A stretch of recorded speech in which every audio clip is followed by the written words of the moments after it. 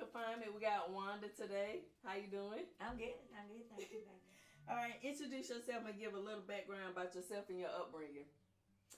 Okay, so my name is Wanda Caldwell, and I was raised, my dad got into a really bad motorcycle wreck when I was younger, which caused him, they didn't think he was going to live, which caused him to not walk for a long, long time. So Mama couldn't work. She had to take care of my dad. So we were very, very poor.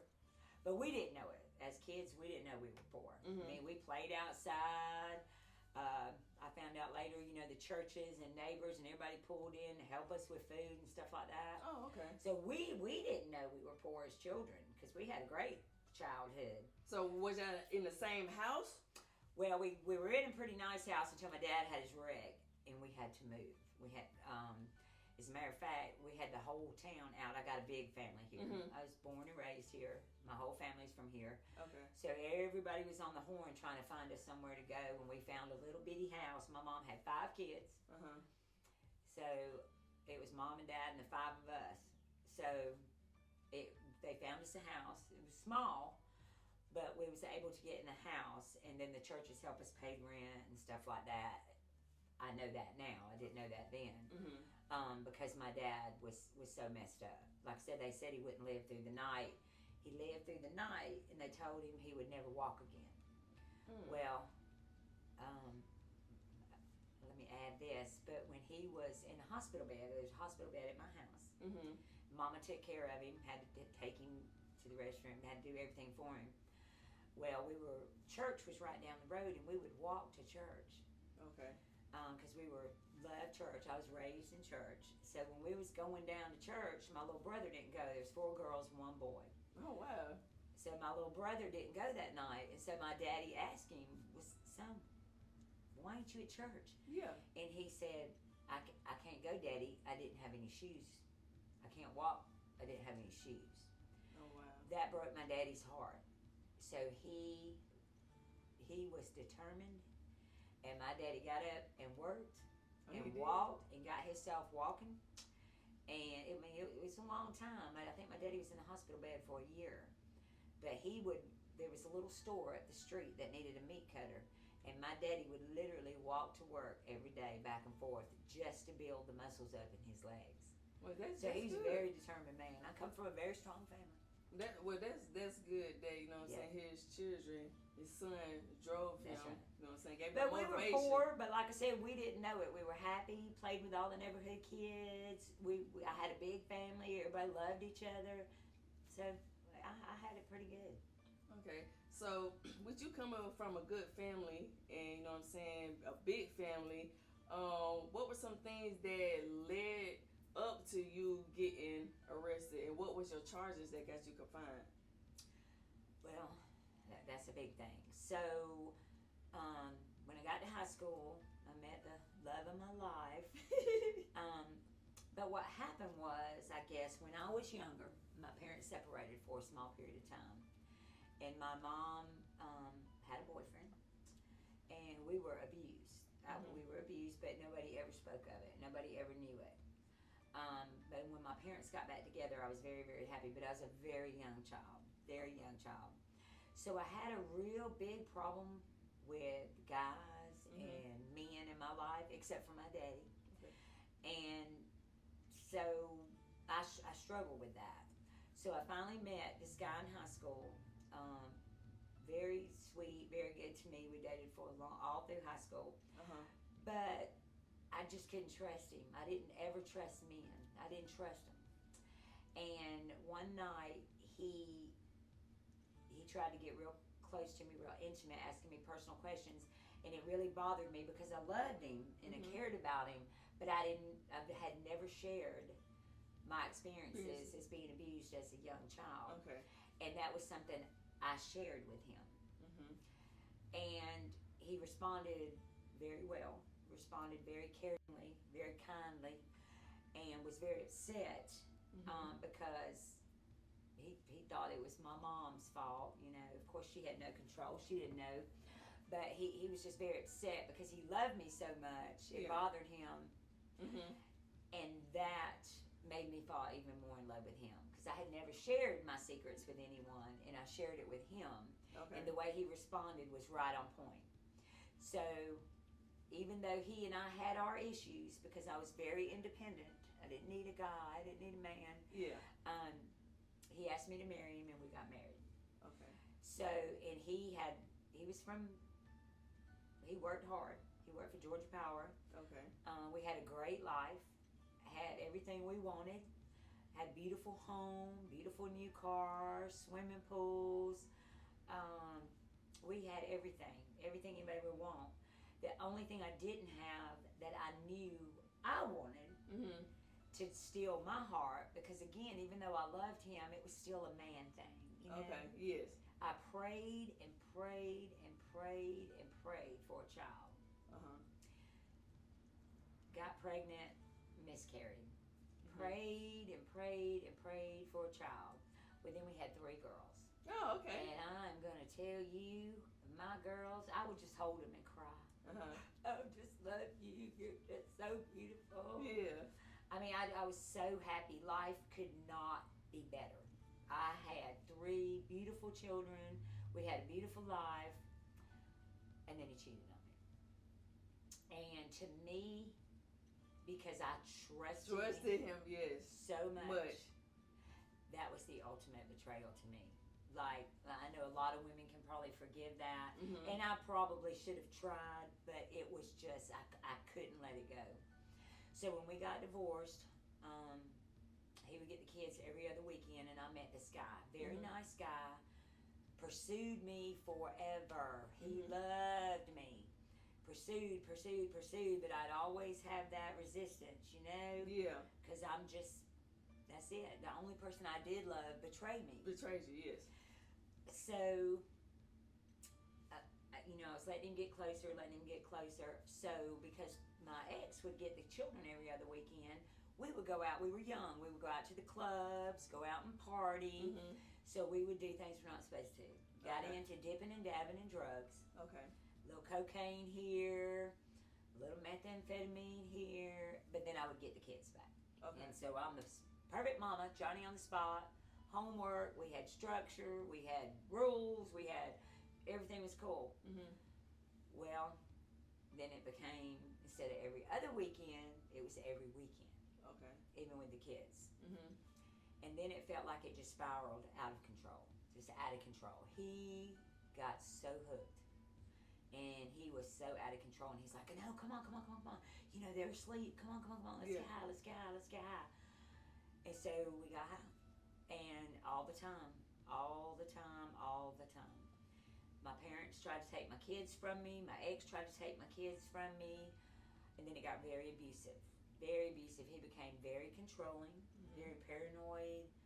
It was many years. So many years you endured the abuse from him? Abuse, threats. If I ever tried to leave, he would kill my children. He would rape my girls. He would kill my children. He would do these things, and I truly believed it, because the way he acted when he was high was something I had never seen. So when you got with him, was he already into drugs and he got you hooked to drugs? No, I mean, I think he might have dipped and dabbed, like I said, but not like he was, because he was a good person. He was this took years. Okay. You know, I mean, we were doing great for like 2 years. Okay. Just great every other weekend or just whatever. And then it just got worse, and we started meeting all these people that would sell drugs or do drugs. And so he's, you know, when I'm at work or picking the kids up from school, he's over here getting high that I didn't know of. And he started smoking crack, got really, really bad. Really, really bad. I mean, bad. The abuse was unbelievable. He would hold me, stripped me down butt naked, and one time took me to the woods and held me by my ankles over a well in the dark. I was scared to death of my life. I knew I was going to die. He knew he was so high that he was going to accidentally let go because he was so high. And I just knew I was going to die that night. But he was threatening me. You will never try to leave me. But I did. I tried to leave him. called the cops every time I got abused. He would get arrested, bond right back out, and then the abuse was worse. Who bond him out? Did you bond him out? No, his family, his friends, okay. Whoever. But it got to the point my family was like, that's not an excuse. Why don't you just leave him? Why don't you just leave him? Every time I do, he comes back with worse. So I got my kids up one night, snuck them in the car, took off to Florida. I just left town, didn't let anybody know where I was going, just left this town. Well, he ended up finding me because he was really good friends with a lot of bonds people. That's how he'd keep getting out of jail. Okay. He's best friends with all these bondsmen. He would get out of jail, and anyway, I don't know how they do it, but he found me. Well, that was really bad. And that's when he started acting out on my children. Nothing bad, but spankings. I never spanked. And he would snatch them up and tear the butt up, and they felt abused by him. I just couldn't get away. Did you tell your ex-husband? Well, my ex-husband did know about it, and that's when he tried to get the kids. And I told him if he ever took, because that's all I had. That was the only thing in my life that I had any grasp of. I didn't trust men. Yeah. My parents weren't speaking to me by this point because I done got so bad. They done got me out of trouble so much. Okay. I'm done. So you basically burnt your bridges with him. Burnt every bridges with my sisters, my brother. All my bridges were way burnt. Okay. From doing stuff. So, all I had was him. But he would take control. I didn't know that he was taking control when he was. Like, for instance, we were living in my apartment. My washing machine might mess up. Oh, I'm going to go buy you a new washer and dryer. So he'd go buy a new washer and dryer, and mine go out the door. Oh, you need new furniture. I'm going to buy you some new furniture. So guess what? He would buy the furniture, and where did my furniture go? Out the door. Didn't realize this till later. It turned out every single thing I owned belonged to him. Yes.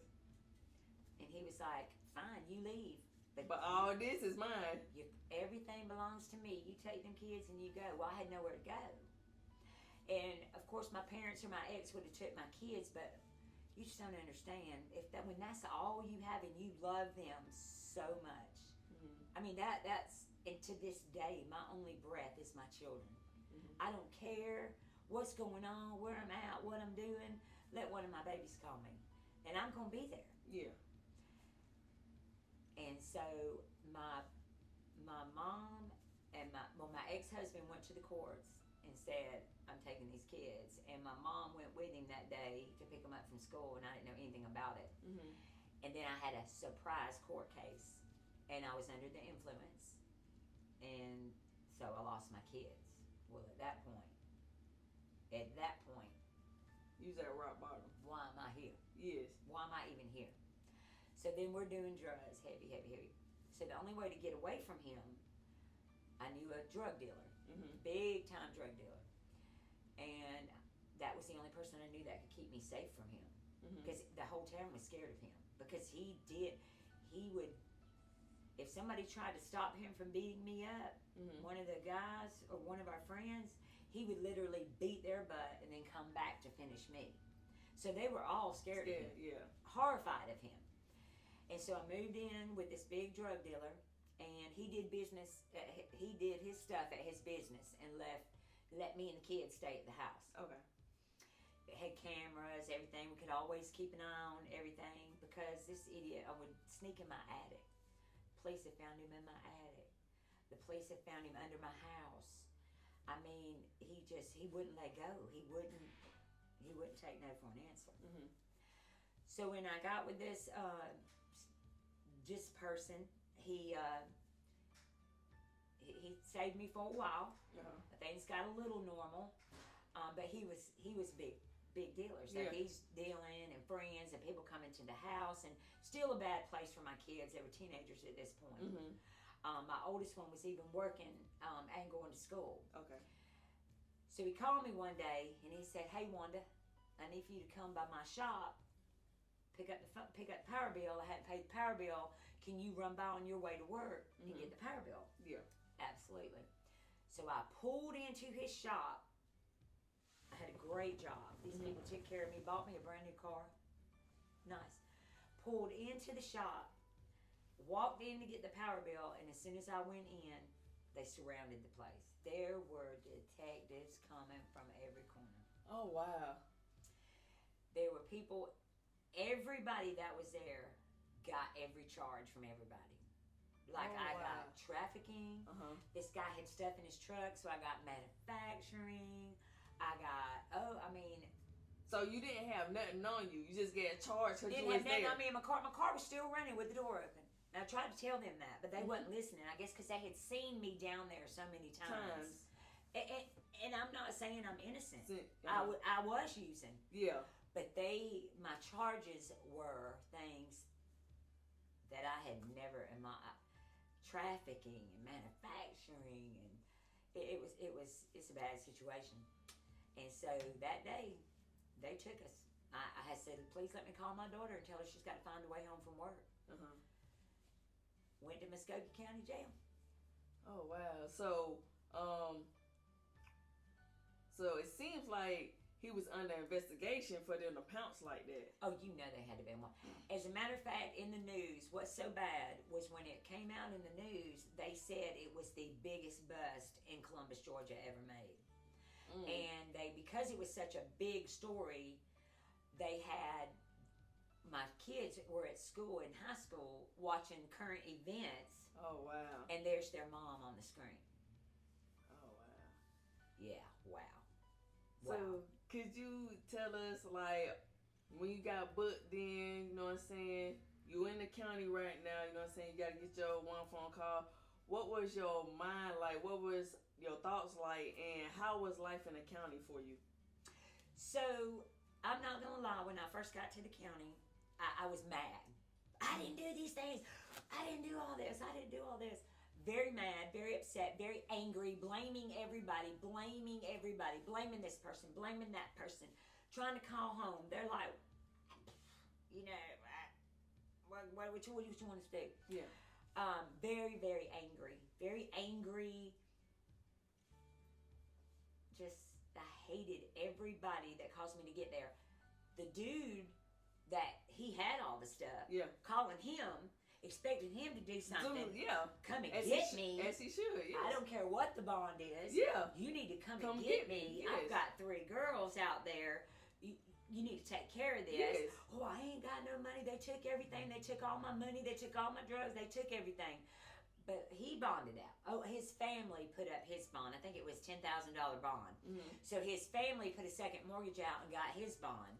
But I'm still sitting there. Yeah. So the people who got the charges were out free, and I was sitting in the county.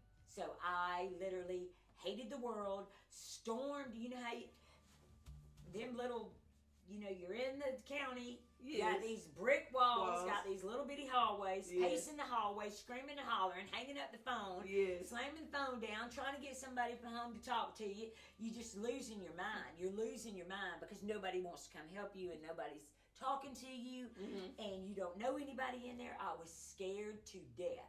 I had been in jail before for possession in Russell County, but that was kind of like just a girls' camp. Okay. Russell County, it's just a bunch of little bunk beds. You fold your own linen. They bring you some linen. They feed you good. Yeah. It was a little bitty room, but this was stone walls, 2 or 3 levels. Yeah. It's just cold and these, and I was on the 3rd floor, which meant the felony floor. Yes. I was on the 3rd floor, so it was a shock. I was in there for a felony, so I went to the felony floor, and I was like, "Oh my gosh, where am I at? What am I doing? Jesus help me!" So it was bad. It was real bad. So, was you able to get a lawyer, or you had to use a public defender? Okay, so there was a lawyer at the time in Columbus, Georgia, that kind of helped our group of friends. I think he might have dipped and dabbed a little bit. So he kind of would help our group, and because I was such a part of a big person, a big dealer, he was my attorney. Okay. So I called him, and he clearly told me, listen to me, The judge for felony court is a judge you do not want to go in front of. Like you've been in trouble in the past for little stuff, but you've been in trouble. And if the DA says whatever the DA recommends, that's what this judge is going to do. You do not want to go in front of that judge. You need to sit down, make yourself comfortable, and because he's going to retire soon, and I will contact you when he's going to retire. Okay. Because we need another judge to go in front of. You don't need this judge. Yes. And I was like, okay, I can do this. I can do this.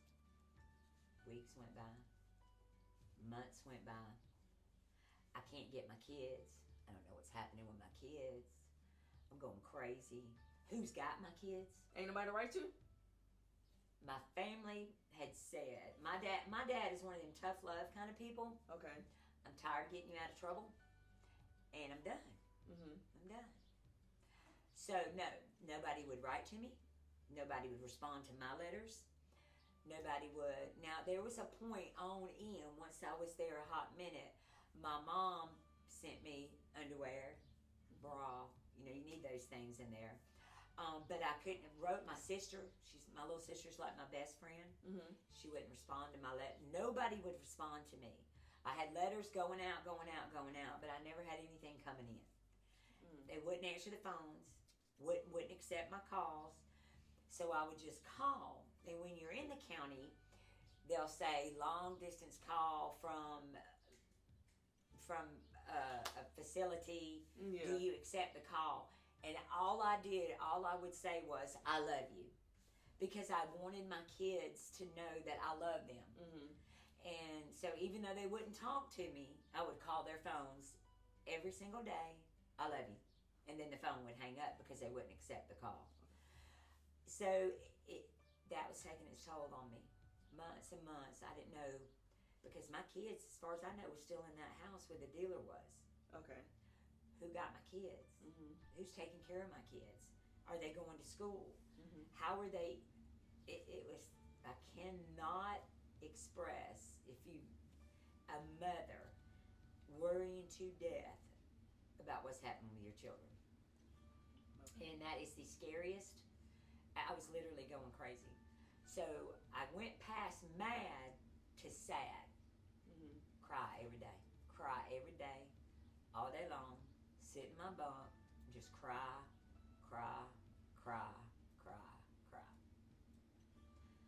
And then months, here we are 6 months later. My attorney comes to see me and he says he's still on the bench. You do not want to go in front of him. I'm telling you, I know you think this is bad. But in the county, I think it's worse in the county. Okay, why you say that? Because I think in prison, from the stories, okay, the girls get to have certain things, curling irons, mirrors, makeup, some clothes, regular clothes. They get to go outside. Yeah, we do. It's not like that in the county. In the county, you are in those brick walls. You change clothes, twice a week, and they bring you clothes that they supposedly wash that smells like nothing but armpit. Yeah. You wear them stinky, everybody else's sweat clothes. The guards are horrible. We had 2 guards that actually would care about us. We couldn't get feminine products. We'd freeze in the summertime. Oh, yes. Summertime, we would burn up. Yes. Wintertime, we would freeze to death. You can't get any relief. You can't get, it's a year and a half. Can't go outside. You don't get anything. You don't get anything. You get what they give you, and that's all you get. You wear that one uniform. Yes. It was for it. It was absolutely unbearable. And then so I'm losing my mind. So I go to the doctor and tell him, look, I can't sleep. So they give me trazodone. So happy. I have something. So I'm taking trazodone while I start having nightmares. I started dreaming that I was in another world, but this world was even worse than the one I was living. Okay. And it got worse every time I shut my eyes. And it got to the point I couldn't wake up. I couldn't wake myself up out of the dream. And I thought, I'm going to fall asleep, and I'm not going to come back to this world. Um, so I was miserable. I was absolutely miserable, and that was 6 months. I was going absolutely crazy, absolutely crazy. So for the people that are watching, I had some people that ask me, and I want to ask you for your opinion. They want to know, you know what I'm saying, is there a different treatment being, being Caucasian and minority, or is everybody in there being treated the same? That was a big deal in there, I think, because if you even acted like there was a racial problem, they took you outside and they figured it. I don't think there was. Now, of course, I'm white, but I didn't see that because I was just as mistreated. I would be having my monthly friend Yes. begging somebody for something, Yes. and they refused. Yeah, I said that. I remember that. And I was in lockdown one time, and they did that to me. Nope. Y'all have had your share. Okay, so what do I do about this? What do I do about this? What do? You don't have towels. You don't have what? What do you do? And it was and showering. I'll never forget the first time I had to shower with somebody else. Oh yeah. Scared to death in there with all that. Now, it was absolutely no fun. And then the guards watching you the whole time you're showering. Mm-hmm. I didn't see any. I didn't see any difference. Okay. So basically, everybody's getting treated the same. I really feel like they were very much treated the same. I think we were all in the same boat. Okay. All in the same boat. So, with that being said, and I feel like this, that the guards, they get to go home every day. Do you feel like they should at least, even though we locked up, they should have like some type of compassion? But like even when me and you was in there, like we'll ask for simple stuff like if we ain't had no tissue, we had to beat on the window. Can we get some tissue? What they do? Sit on their ass and don't want to get the tissue. You know what I'm saying? Like I remember that one time, the water had like stopped in the county. We begging for water. And, it's like whole 24 hours. You know what I'm saying? Like, come on. Like, I feel like they be lazy at a point because they really don't have to do nothing. Well, I'm going to tell you what one of them told me because I've seen one of the guards since I've been home. Okay. And here's what they told me that makes sense. They said, in the summertime when y'all were sweating to death, we were fine.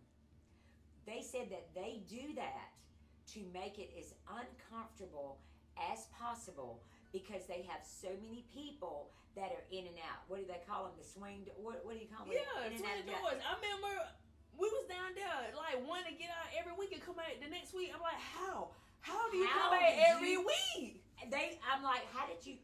You just went home. Why are you back here? And then they go home again. Yes. I was so mad. I was so mad. How do you do that? I was so mad. How do you keep getting out of here and I can't even get out of here once? Yes. Yes.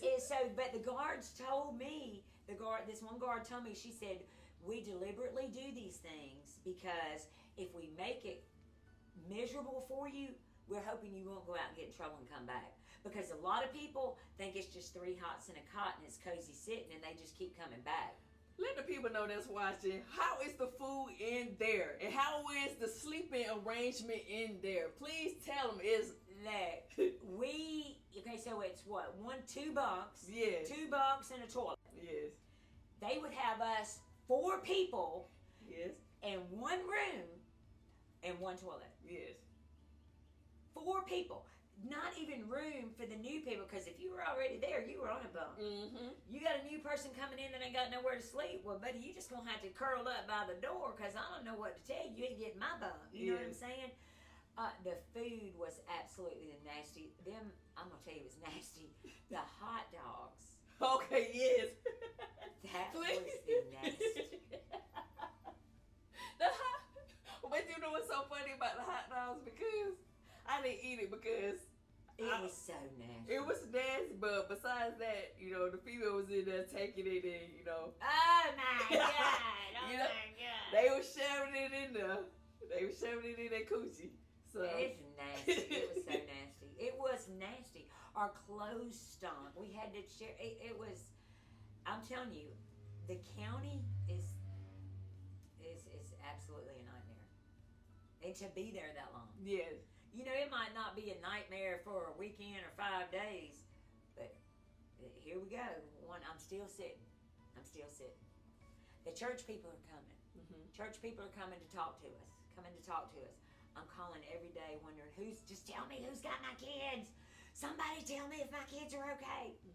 No response. I'm losing my mind. The church people are coming. I'm trying. I'm like, okay, let me just go down here and listen. I got to get some peace. I got to get some kind of peace. I think I'm going to die right here. I'm going to lose my mind. I'm either going to die or I'm going to end up in a crazy house. Okay. Because I was losing it. And I knew it. So one of the little church ladies, her name was Wanda. She was in a wheelchair. Okay. Never forget her. She came in one day and she was telling us, and whether this Bible verse, everybody takes their own verses in their own context. But I remember her saying, quoting the Lord, if you abide in me, I will abide in you. And I will not only save you, but I will save your household. And I knew the only way to protect my children from the county jail was to believe that. Was to not just believe it, but believe that. Okay. If I will abide in him, which I take all my efforts on him, he's going to save them. Whatever's going on with them, he's going to take care of it. And I that day, I told God, they're yours. They're yours. They're not mine. You have me 198%. Because it's all I can do. And I didn't just say it, Miranda. I really, really meant it. Okay. I meant it with every ounce of blood flowing through my body. I needed for somebody to take care of them that I trusted, and it was him.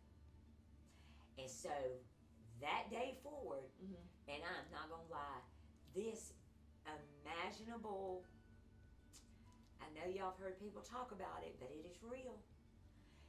This whole sense of peace came over you? Didn't just come over me. It sucked me up. I never once, of course I still called, I love you, I wish somebody would write to me, blah, blah, blah, but I didn't worry. He took away every piece of worry I had. I cannot explain it. I cannot tell you unless you've ever experienced it, but it is real. And he kept I kept my, but here's the thing, I had to keep my promise for him to keep his. Okay. He don't play no games. You ain't pulling no hustle on God.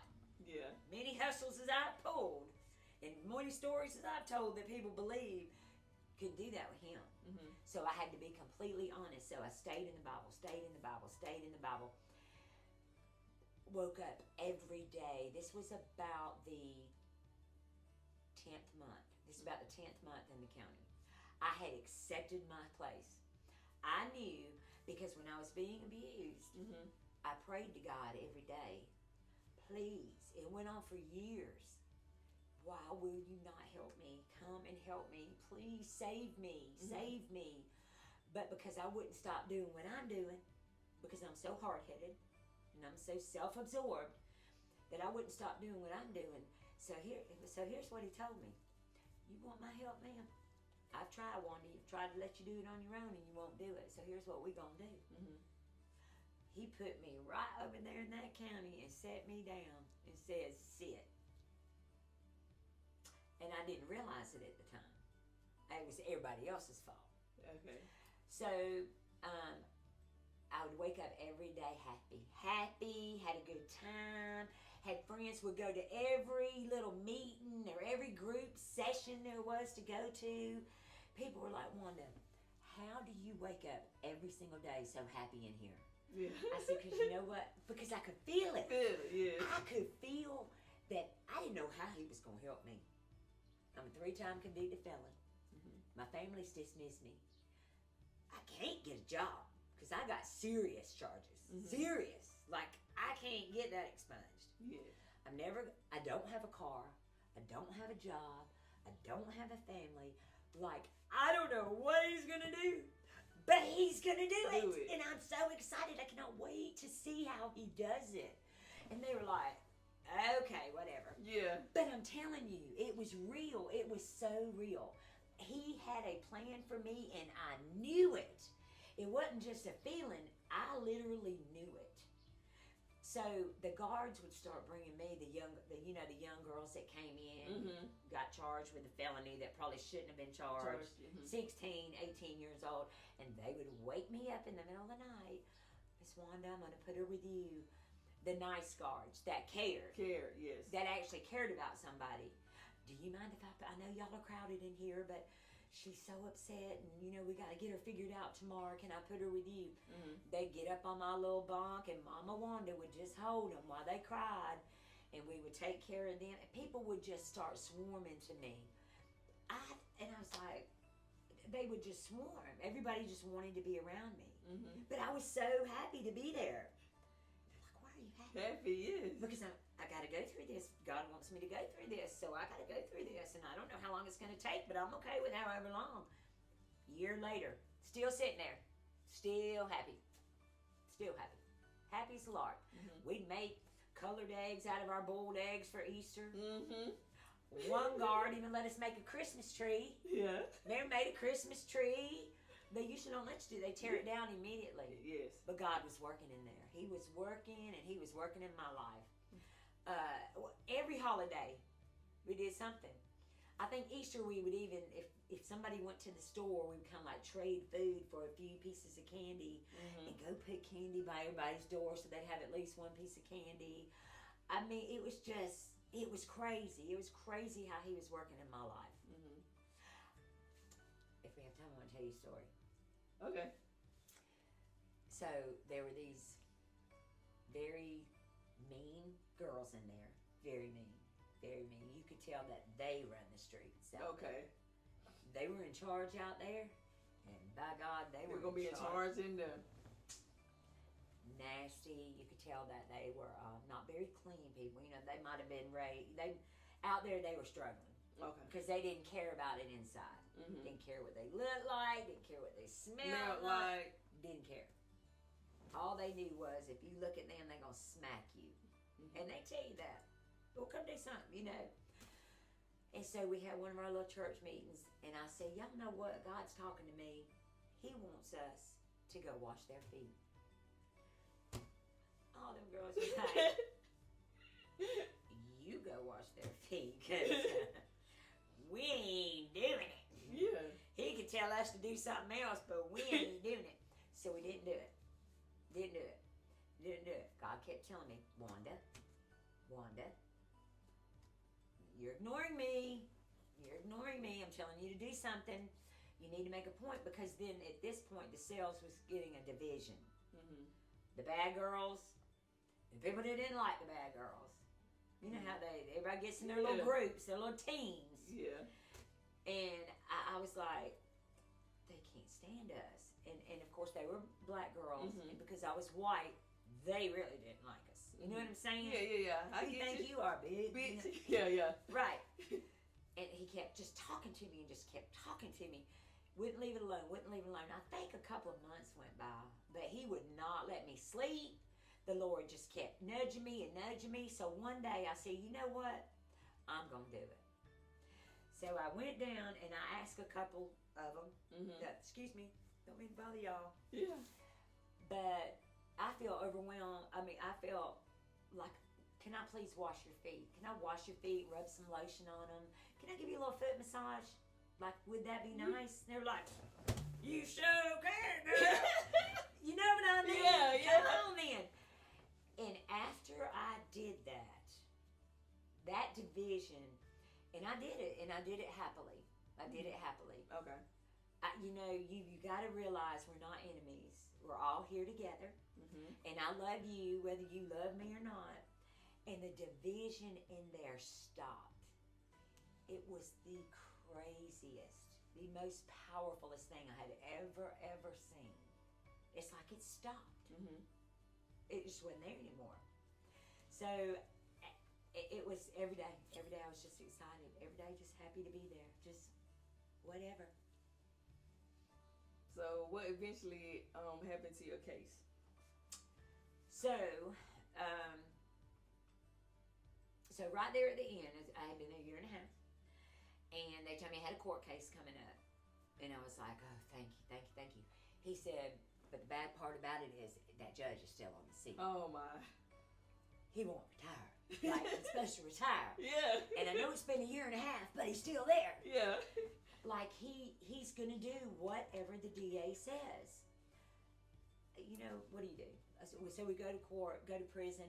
I was ready. Yeah. Whatever God wanted me to do, if that meant going to prison, then so be it. That's what I'm supposed to do. Because I trust him now. I feel the relief. I know my kids are okay somehow. I feel all the pressure gone. So whatever he wants me to do. Well, an old friend of mine that I had not seen in years and years and years and years, she came to visit me in jail. Very good Christian woman. Very good Christian woman.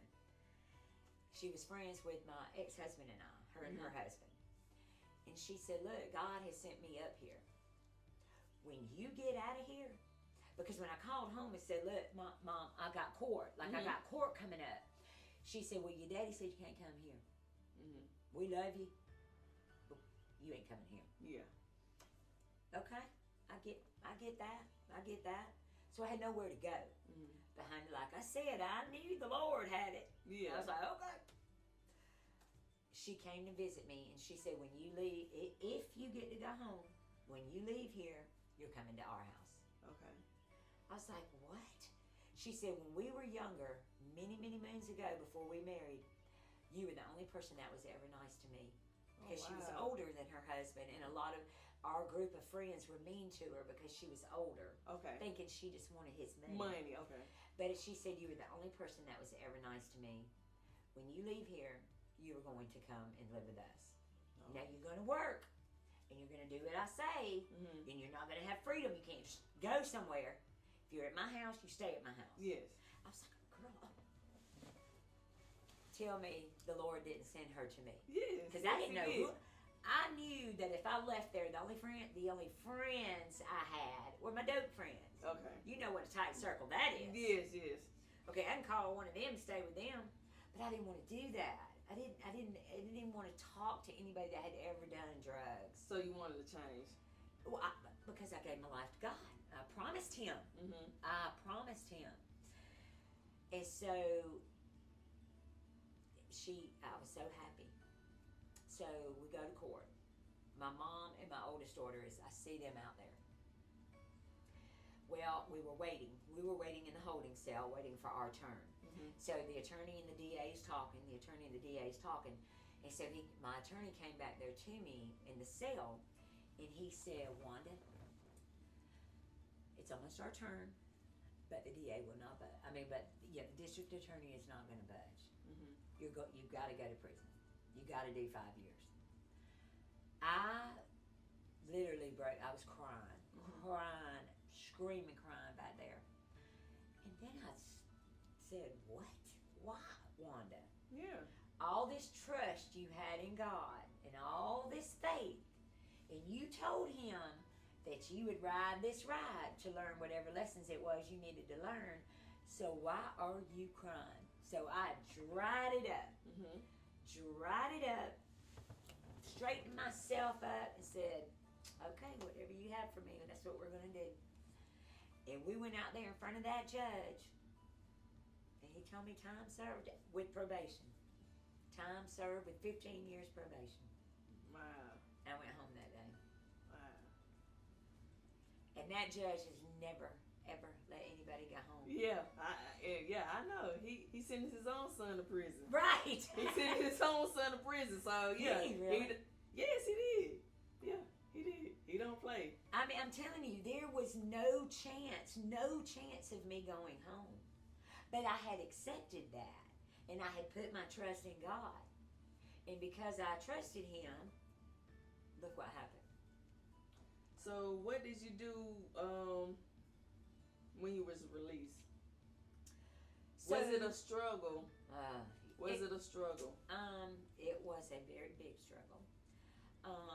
But again, I could feel it. I could feel it in my gut. I could feel God in me. Mm-hmm.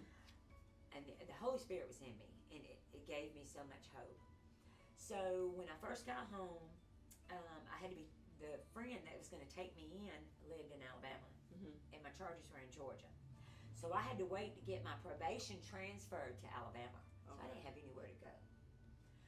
My ex-husband had my kids, and he had years and years ago would call the cops if I even showed up on his property. Yeah. Like, I'm not allowed anywhere near him, anywhere near anything he belongs. But I didn't know what else to do. Mm-hmm. I called Todd because he lived, and he's an Alabama boy. Mm-hmm. He said just for some reason he got an apartment in Georgia this 1 year. This 1 year he just got an apartment in Georgia. Mm-hmm. So I called him and I said, Todd, I know you don't trust me, and I know you don't believe me, and I promise I don't want to stay here. I just need somewhere to go until I can get my, William and Cindy are taking me in, but I got to get transferred to Alabama. If I'm caught in Alabama, it's gonna mess me up. I'm gonna go to prison. Please let me stay with y'all in Georgia. Mm-hmm. He agreed. Hmm. Miracle number 25. Yeah.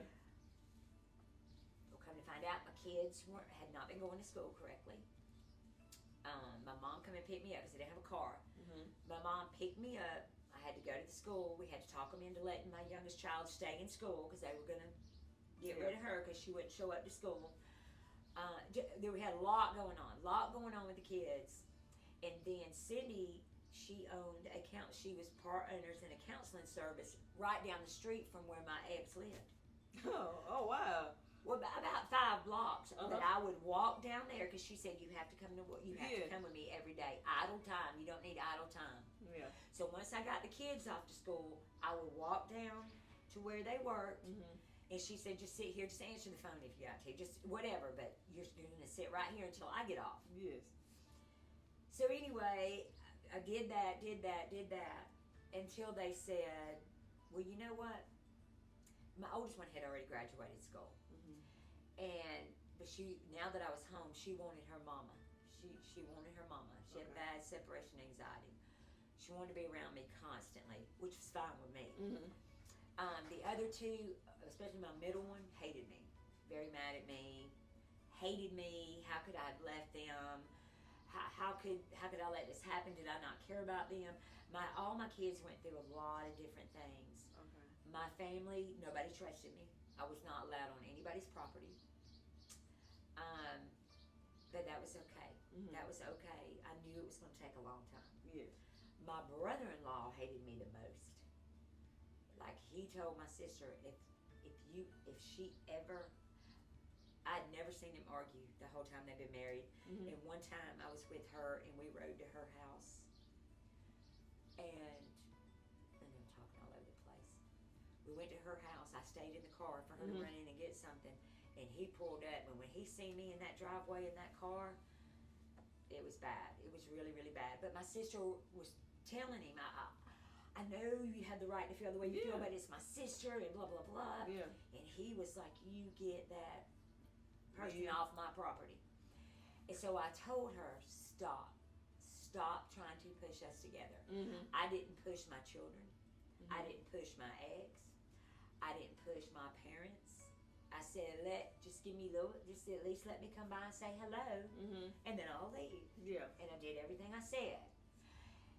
I said, Sarah, you can't love somebody but so long, and they gonna love you back. If you love somebody and you never give up on them, they gonna eventually love you back. When you love somebody that much. Yeah. And sure enough, I want to tell you, to this day, me and my brother-in-law are the best friends. Partners in many different business things. Okay. I love him and he loves me. What about the relationships with your youngest kids? Is that repair? She kept, and I would tell her, baby, it's not about you. It's not about you. It's when you're doing drugs or whatever, you're not thinking, oh, I'm just going to do this so my kids will be mad or hurt. You're doing it because your mind ain't right, first of all. Yes. You know, it's like a drunk. Yeah. Don't get behind the wheel of a car. I couldn't drive. Yeah. You know?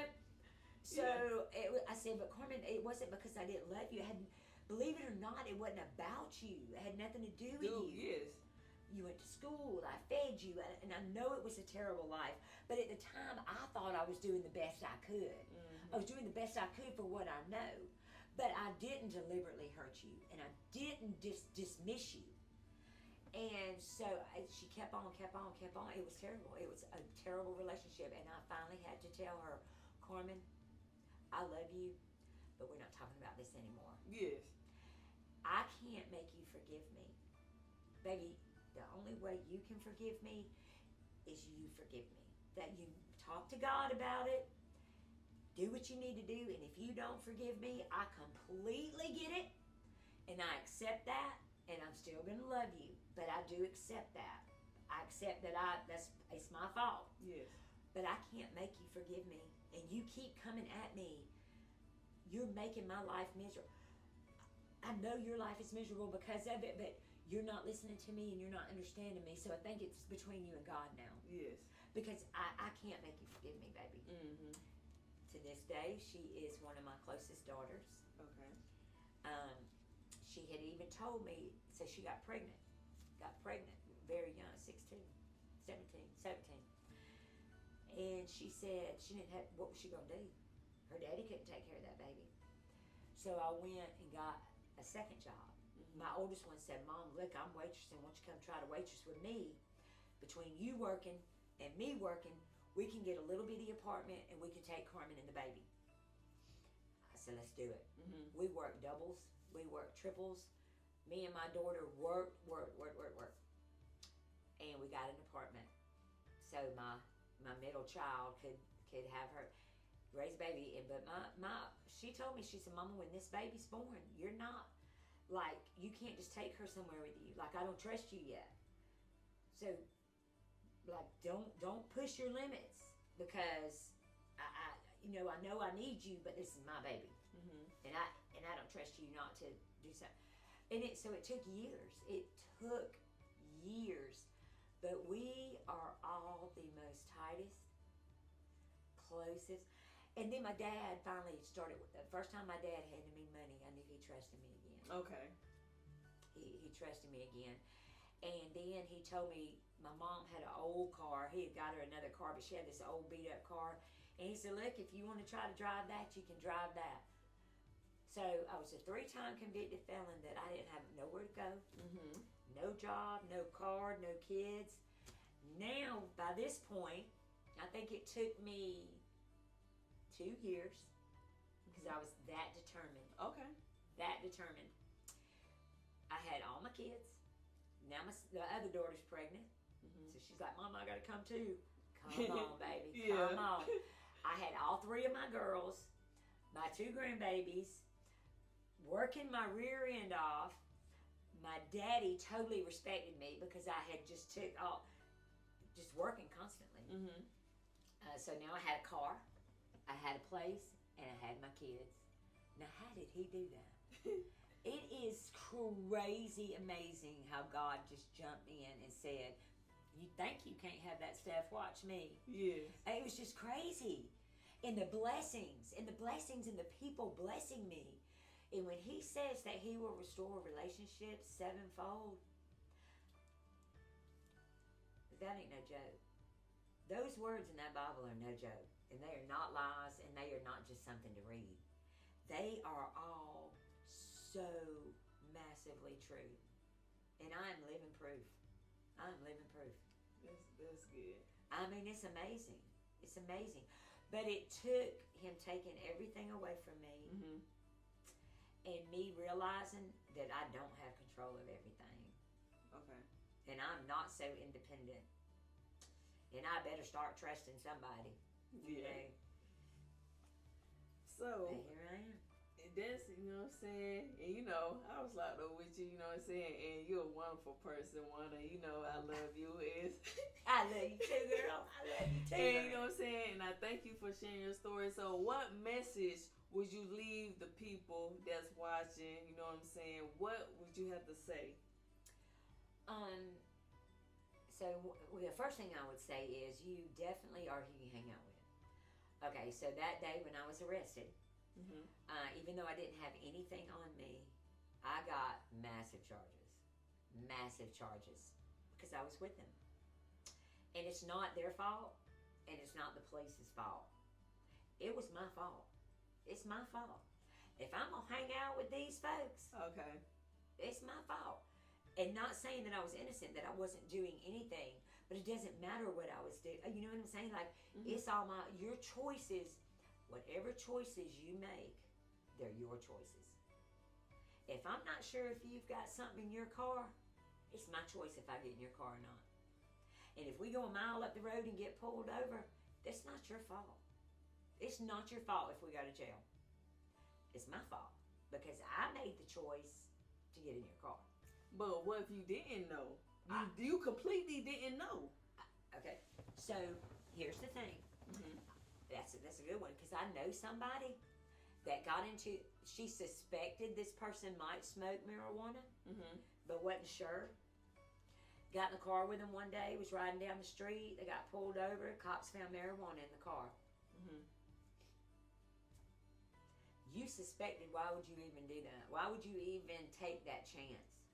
I'm just saying, people need to stop blaming the world. You make choices.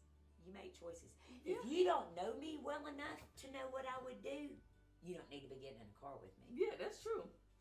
If you don't know me and you don't know that you're safe, because I'm telling you, since I've been home, I haven't had so much as a traffic violation. 15 years. Okay, that's what I'm talking about. Because if I don't know who you are and I'm not sure, Yes. I ain't chancing it. I would not lose these babies again. I now have 7 grandchildren. Okay. Praise Jesus. I was home when the first one was born, and I have never went back, never turned around and looked back. I've even had friends, dope friends, reach out. Oh, hey, Wanda, how you doing? I just want to see you. I just want to talk to you.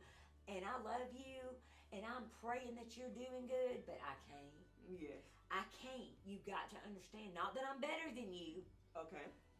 but I can't. I don't. All I want my new life. All I want is what I fought so hard to get back. Okay. My kids, my grandkids, and my family, and they all know it. My ex-husband knows. He's like my big brother, or my little brother, because he gets on my nerves so bad. He's like my little brother. Okay. Okay. But I told him when his mama died, I said, Todd, I just want you to know that I love you. I love you, and I really do. If you ever need me, I promise you I'm here for you. I need for you to know that. And he said, I promise you, I feel that. So it's just, you got to know what you're doing. You got to know who you're hanging out with. And just because it looks like fun, don't go over there with them. Okay. You got to be sure, because you don't get a second chance. I've tried to get my record expunged. I've tried to talk to the governors and senators, and I mean, trust me, I've tried. But the crimes that are on my record are something that can never be taken off. But do you feel it should? Because like you said, you've been out for 15 years. You're a whole different person. You got a whole nother life. Look, I told them, I am a teacher for the We Worship at the church. I'm going to college. That's another thing. I was working 2 jobs, going to college, teaching We Worship, totally 100% dedicated to my family. I don't know what else I could possibly do to prove that I am a good citizen. Yes. And here I am, 10 years later, proving myself over and over again.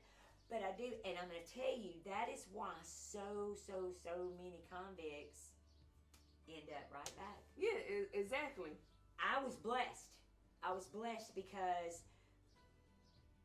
you know, though, everybody can be blessed. If you really give God that 100%, He will give it back.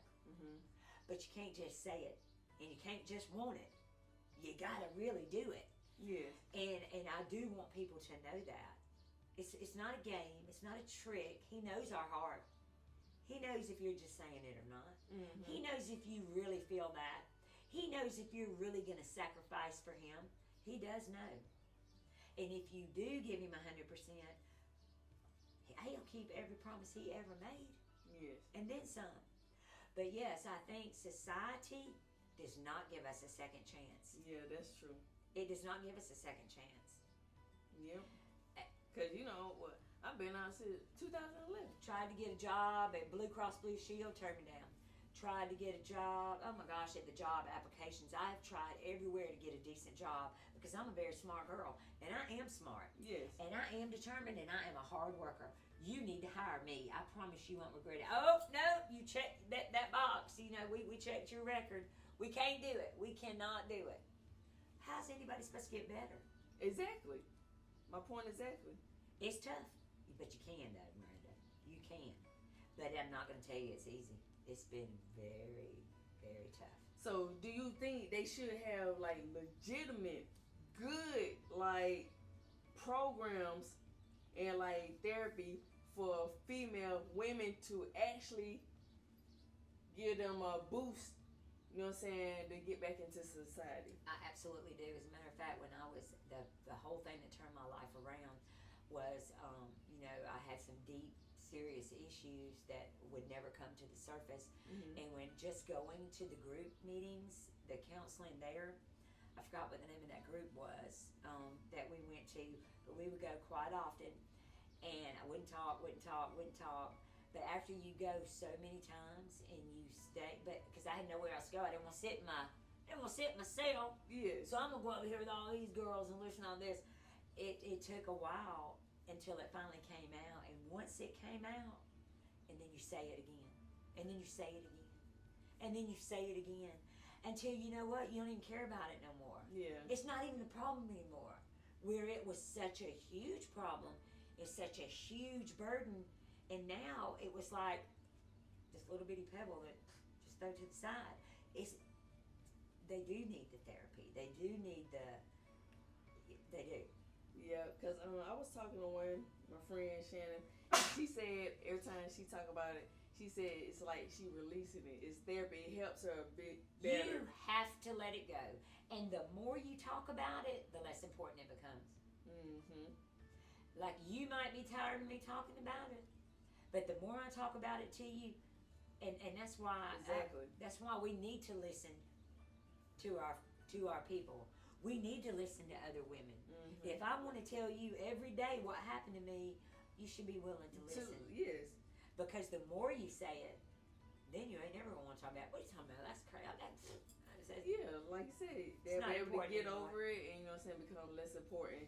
So, you know what I'm saying, I feel just like you that they should, like, at least, like, when the females get out, like, a few free sessions, I think, like, they should get with a company or, you know what I'm saying, a therapist.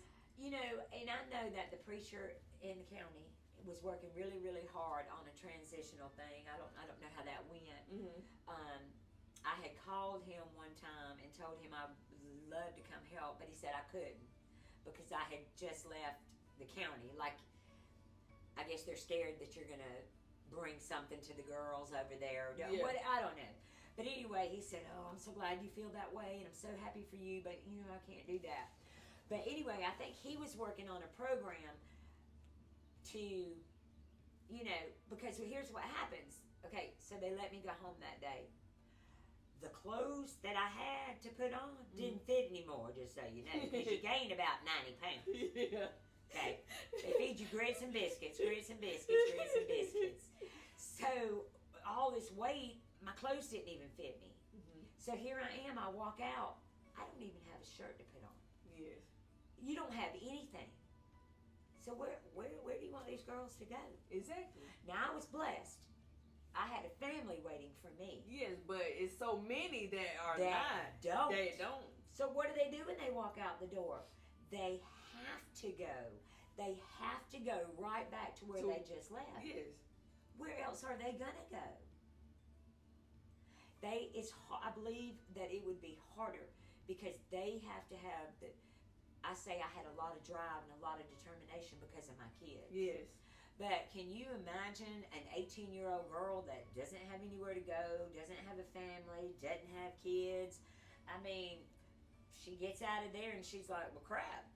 Well, I'm going to go over here. I'm going to sleep with this guy and get me a couple of dollars and go get me a burger or a hit or whatever I need. Yeah. You know, yes, because there's nothing for them to do.